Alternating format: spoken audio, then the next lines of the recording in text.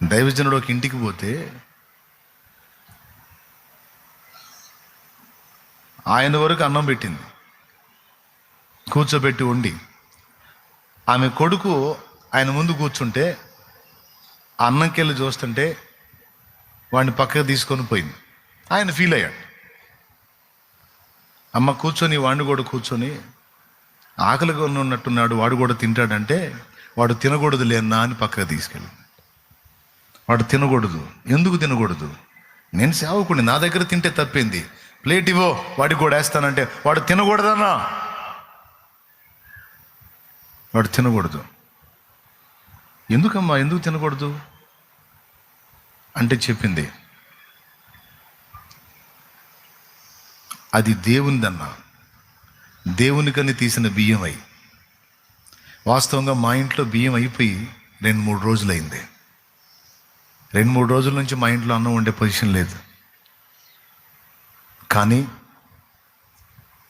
ఇంత శ్రమ వచ్చినా సరే దేవుని కేటాయించాలి, నమ్మకంగా ఉండాలని అవి మా ఇంట్లో ఉన్నా వండుకోవాలా.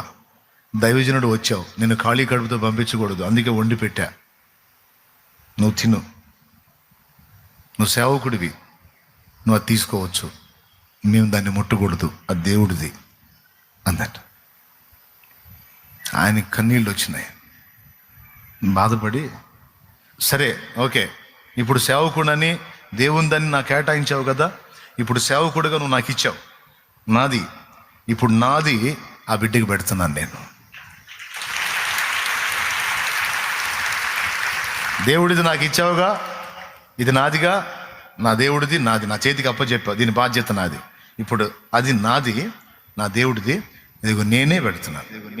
ఏదైనా ఉంటే నేను దేవుడు చూసుకుంటాం. ఇవ్వాడి ప్లేట్ ఇవ్వంటే ఆయన కూర్చోబెట్టి పెట్టారు. అయిపోయింది. భారంతో ప్రార్థన చేశాడు. దేవా, కడుపు మలమల మాడుతున్నా ఎంత నమ్మకంగా ఉందో చూడు ఈ కుటుంబాన్ని ఇంతే వదిలేస్తావా? అసలు ఎందుకు దర్శించడానికి పోయాడు ఆయన అక్కడికంటే 2 వారాల నుంచి మందిరానికి రావట్లా. ఎందుకు రావట్లేదని అడుగుదామని పోయాడు. ఛార్జీకి డబ్బులు లేక రావట్లా, రావట్లా, ఇంట్లో జరగట్లా.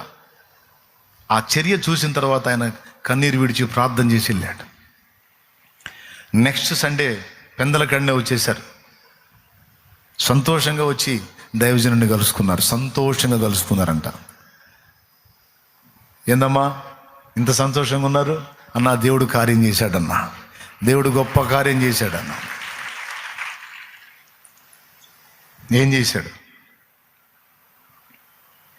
వాళ్ళు ఏ తోటలో అయితే పనిచేస్తారో ఆ యజమానుడు వేరే ప్రాంతానికి వెళ్ళిపోతా, ఆయన్ని దేవుడు ఆశీర్వదించాడు, ఆయన వేరే ప్రాంతానికి వెళ్ళిపోతా సమృద్ధి గల్లోడు.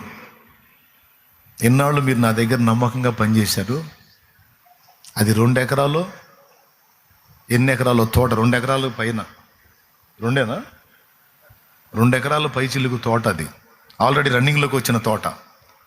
వాళ్ళని పిలిచి వాళ్ళకి రాసేసి, ఇక మీ జీవితాంతం మీరే పండించుకోండి, తినండి అని చెప్పి వాళ్ళు రాసేసి వెళ్ళిపోయాడు.